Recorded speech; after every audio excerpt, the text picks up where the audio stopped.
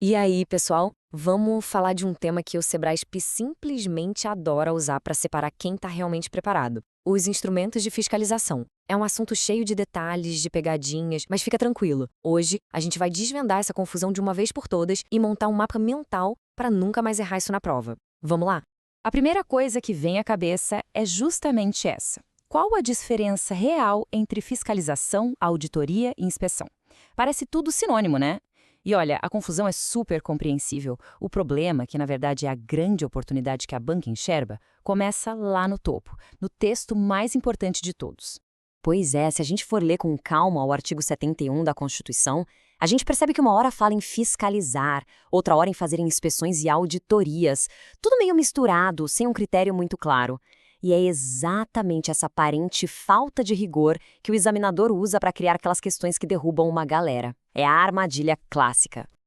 Ok, mas se a Constituição não ajuda muito a gente a diferenciar, quem é que bota a ordem na casa? A resposta, e o nosso guia, está nos normativos do Tribunal de Contas da União, principalmente no regimento interno dele, o RIT-CU. É o TCU que cria o mapa que a gente vai usar para navegar nesse tema sem se perder. E, claro, gabaritar a prova. E aqui está a regra de ouro, o ponto de partida de tudo, se for para guardar uma única coisa que seja esta. Fiscalização é o termo geral, é o grande guarda-chuva. Embaixo dele a gente tem 5 ferramentas, ou seja, 5 espécies de fiscalização: levantamento, auditoria, inspeção, acompanhamento e monitoramento. Entender essa hierarquia já resolve uns 90% das questões, é sério. Certo. Agora que a gente já tem o esqueleto, a estrutura geral, vamos detalhar cada uma dessas 5 ferramentas. O segredo aqui, pessoal, é focar nas palavras-chave e na finalidade de cada uma. Vamos ver como isso funciona na prática, uma por uma. O primeiro é o levantamento. Pensa nele como se fosse o trabalho de um detetive antes de começar a grande investigação, sabe? A palavra-chave aqui é preparação. O TCU usa o levantamento para mapear o terreno, para conhecer o órgão, para identificar o que vale a pena ser fiscalizado e para avaliar a viabilidade de uma ação maior no futuro, como uma auditoria. É um diagnóstico, uma sondagem inicial. Agora, a mais famosa de todas, a auditoria. Esse aqui é um instrumento mais completo, mais robusto. O objetivo é examinar a fundo a gestão. E ela pode ter 2 focos principais que o Sebrae ama de paixão cobrar: a auditoria de conformidade, que vai ver se tudo está dentro da lei, e a auditoria operacional ou de desempenho, que avalia se a gestão foi eficiente e se alcançou os resultados esperados. Agora atenção máxima aqui, porque essa é uma das diferenças que mais caem em prova. A diferença crucial entre auditoria e acompanhamento é o tempo. A auditoria é sempre a posteriori, ou seja, ela olha pelo retrovisor. Ela avalia o que já aconteceu, o que já foi feito. Já o acompanhamento, o próprio nome já entrega, né? Acontece durante, de forma concomitante.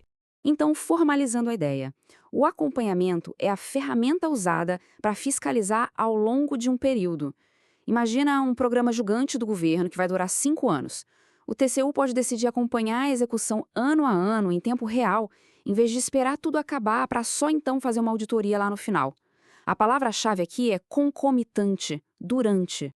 Vamos para a inspeção. Olha só a analogia. Se a auditoria é um check-up geral de corpo inteiro, a inspeção é como se fosse um raio-x num local específico. Ela é usada para resolver um problema bem pontual, suprir uma lacuna de informação, esclarecer uma dúvida específica ou, o que é muito comum, apurar uma denúncia. É uma ação rápida, cirúrgica e focada. Memoriza essa frase porque ela resolve muitas questões. A auditoria é abrangente, a inspeção é pontual. A banca vai tentar te confundir, vai dizer que uma inspeção avaliou um programa inteiro de governo. Errado! Isso é papel de uma auditoria. A inspeção vai lá verificar aquele contrato específico que foi alvo da denúncia, entende? E para fechar o nosso quinteto, o monitoramento. Pensa comigo, o que acontece depois que o TCU faz uma auditoria e determina que um órgão precisa consertar alguma coisa?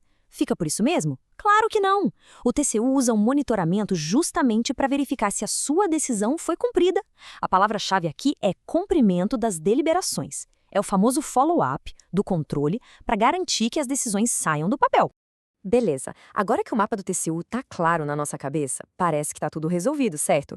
Pois é, Errado. Agora vem a pegadinha de nível avançado, aquela que o Sebrasp usa para pegar quem só decorou o básico. Vamos falar sobre o controle interno. E aqui ficou alerta. Tudo que a gente viu até agora vale para o controle externo, ou seja, a visão do TCU. Se o anunciado da questão começar a falar do sistema de controle interno do Poder Executivo Federal ou citar o Decreto 3.591 de 2000, cuidado, o mapa muda completamente. Dá uma olhada na inversão de conceitos que acontece aqui. É fundamental entender isso. Para o TCU, a gente já viu. Fiscalização é o gênero, auditoria é uma das espécies. Já para o controle interno do executivo, auditoria e fiscalização são técnicas diferentes, no mesmo nível. E tem mais, a fiscalização, para eles, é vista como algo mais simples, mais focado em verificar a execução física de programas de governo. Ou seja, aquela relação de hierarquia que a gente aprendeu simplesmente desaparece. Ler o enunciado com atenção é tudo. Certo, foi bastante informação. Agora vamos consolidar tudo isso num resumo final, a nossa cola mental para o dia da prova.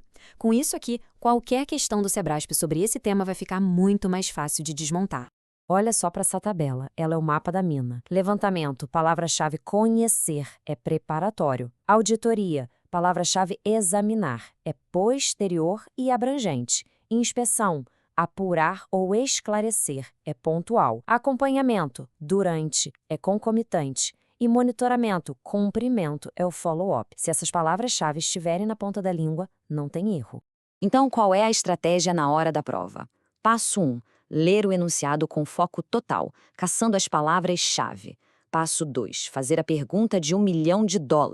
A questão está falando do universo do TCU, do controle externo, ou do universo do Poder Executivo, o controle interno. E passo 3. A partir dessa resposta, a gente aplica um mapa mental correto. É método puro. E com isso, a gente fecha a nossa análise. A lógica de entender a regra geral, conhecer as exceções e focar nas palavras-chave funciona para muitos outros temas difíceis do edital. Então, fica aí a pergunta. Agora, com esse mapa em mãos, qual vai ser o próximo assunto complexo que vai ser desvendado com essa mesma estratégia?